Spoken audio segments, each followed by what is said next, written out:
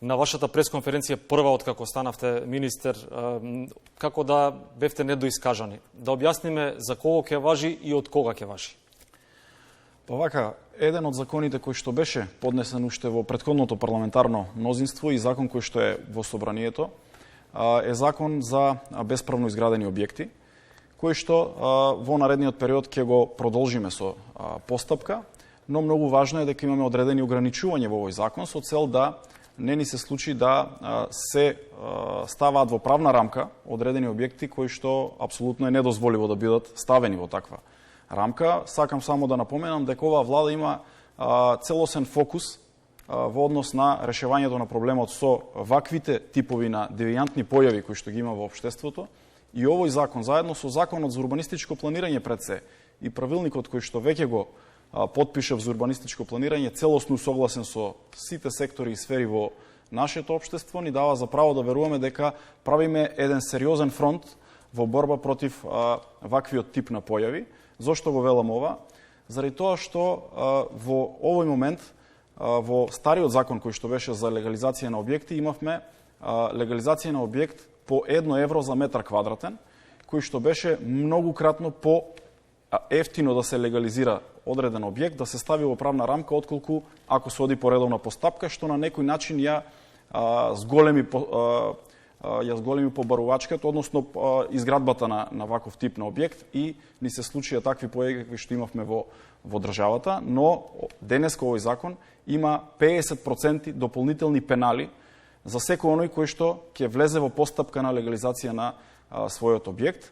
Тоа значи дека ако во Скопје има објект кој што во таа зона има 100 евра за комунален надоместок, кој што треба да се плати по редовна постапка по закон за одобрение за вадење за одобрение за градење според законот за градење, според овој закон ќе мора собственикот да плати 150 евра по метар квадратен за легализација на таков тип на објект, што значи дека правиме фронт и ги одвраќаме граѓаните да продолжат со ваквиот тип на изградба на тоа е јасно.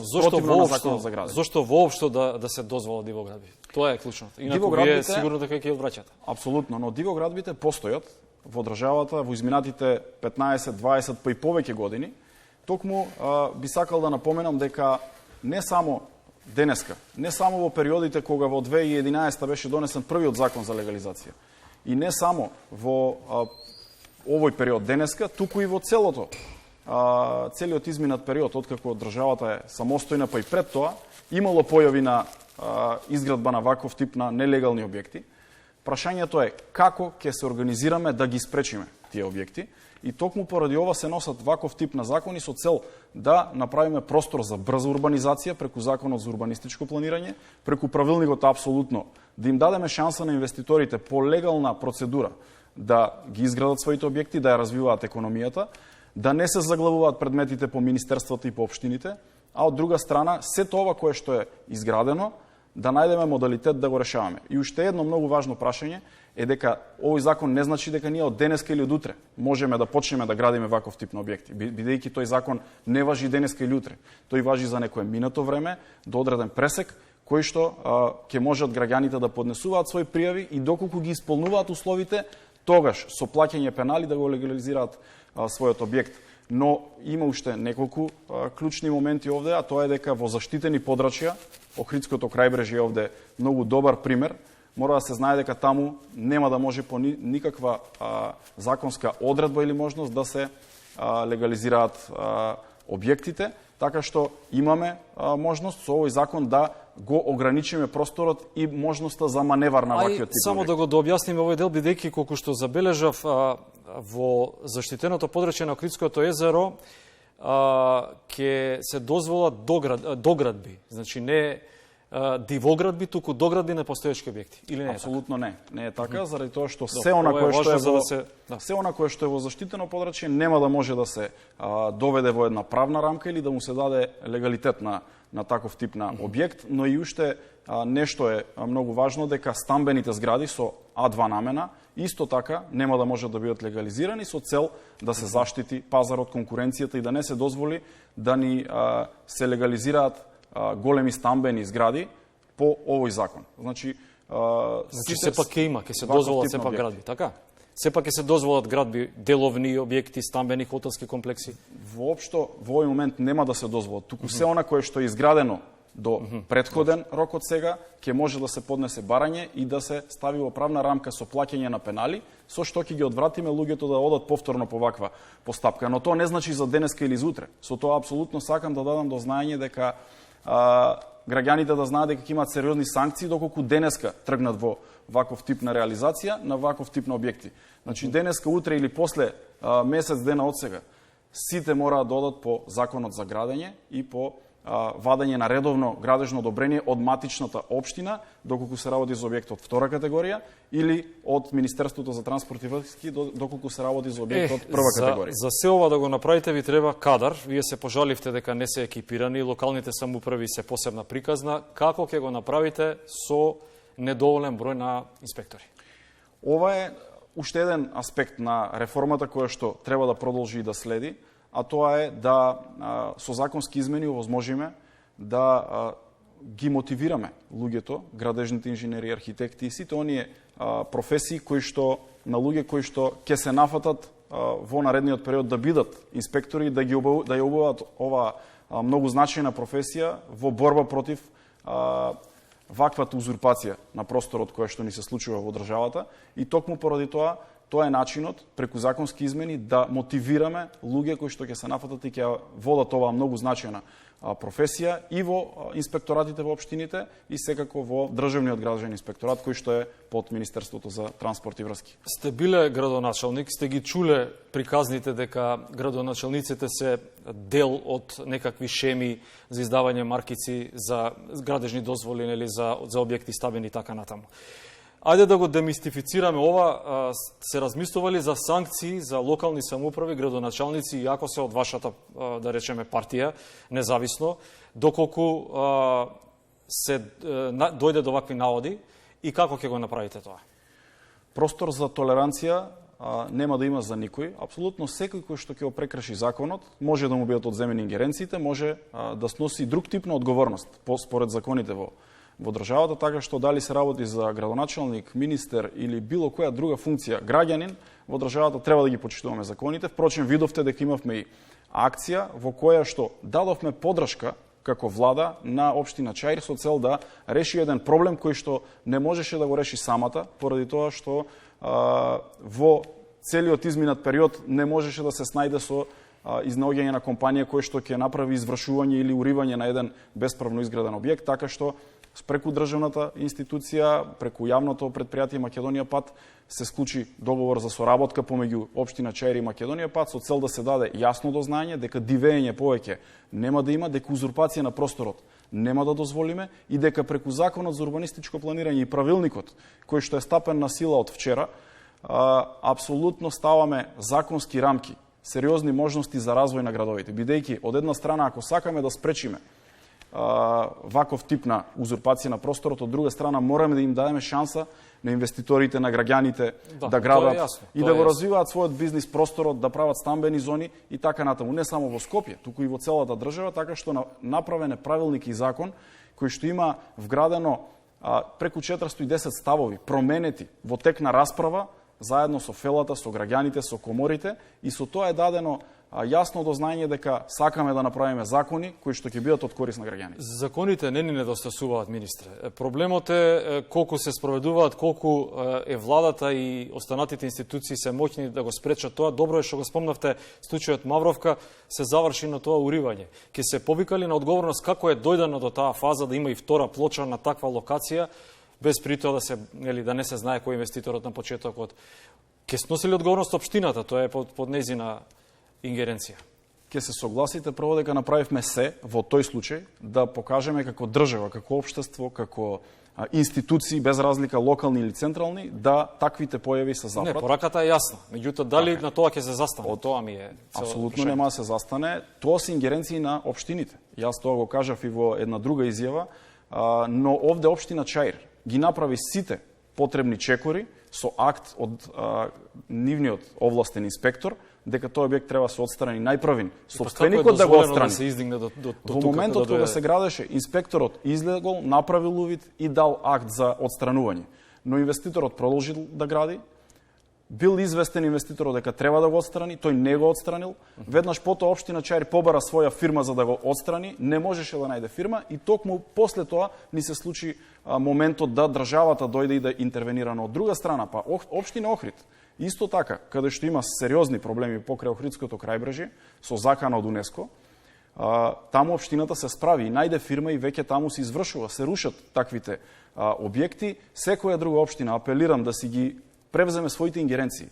Градоначалниците секако, бидејќи имаат сериозни овластувања и ингеренции, ова не е ингеренција на централната влада. Ова е ингеренција на локалните самоуправи да ги изберат своите фирми кои што ќе извршуваат ваков тип на објекти и ќе дадат јасно до знаење дека законот мора да важи еднакво за сите. Ајде, накусо, бидејќи немаме многу време околу капиталните инвестиции, што исто така ги најавувате и секој ваш претходник ги најавува како нешто што е многу важно, има пари. Меѓутоа, еве да речеме, Охрид, автопатот Кичево-Охрид стои.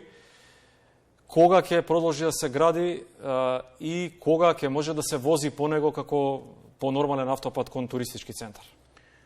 Јас ги правам сите анализи и во текот на вчерашниот ден, но и секој ден имам различни координации за различен проект во државата, каде што одат добро проектите, ги поздравувам и секако давам подршка да продолжат. Но од друга страна, проектот Кичево-Охрид е проект кој што е почнал да се гради на начин на кој што денеска гледаме дека имаме голем број на проблеми. Практично објект кој што започнал да се гради од кровот, а не од темелот.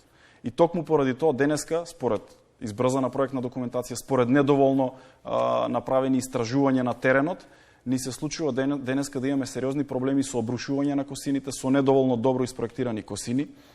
Токму поради тоа се прави репроектирање на голем дел од трасата, кој што зафаќа сериозни нови површини за експроприација, нови одобренија за тие инфраструктурни проекти и ги правам сите напори за да се одглави овој проект и да ја добие потребната динамика која што рокови нешто да знаат граѓаните, бидејќи тоа најмногу ги интересира. Овие проблеми се горе-долу познати. Апсолутно, роковите ќе ги дадеме во наредниот период, но јас сакам најпрво да ја видам чистината пред овој капитален објект, да се расчисти маглата, да имам јасната слика кога тој и со која динамика ќе може да продолжи, бидејќи се уште се случуваат тие репроектирања.